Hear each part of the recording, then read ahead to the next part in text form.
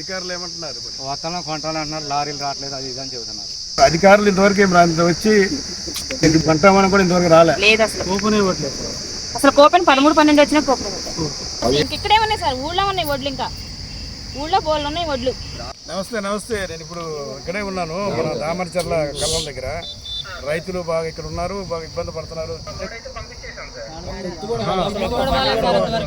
కాట వేసిన ఇక్కడే ఉన్న యువ గారు, మీరు ఇమీడియట్ గా ఎందుకంటే రైతుల్ని ఇబ్బంది పెట్టకూడదు కదా. ఇవాళ రేపులో మీరు ఎత్తేటట్టు చూడండి. మే 15-20 కల్లా క్లోజింగ్ ఎత్తారు. క్లోజింగ్ ఎత్తారు, ఇంకా లోడ్ పోలేదు. ఇక్కడ ఇంకా 20 రోజులు అయితే క్లోజింగ్ ఇచ్చినాక అప్పుడు ఏం చేస్తారు సార్?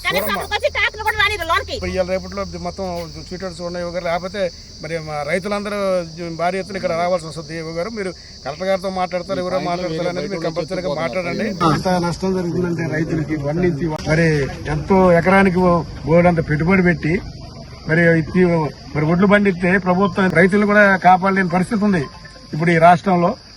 కాబట్టి రైతులను కాపాడుకోవాలా. ఎందుకంటే ఇప్పుడు ఎన్నో అబద్దాలు చెప్పి ప్రభుత్వంలోకి వచ్చారు.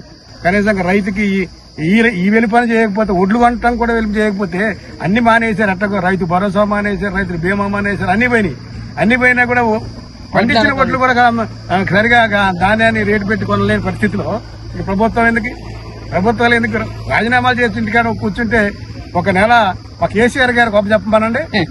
ఈ ఒడ్లు ఎన్ని రోజులు, ఒక 10 రోజుల్లో ఈ రాష్ట్రాన్ని మరి తీర్చిదిద్దుతూ బంగారం లాగా తీర్చిదిద్దుతారు.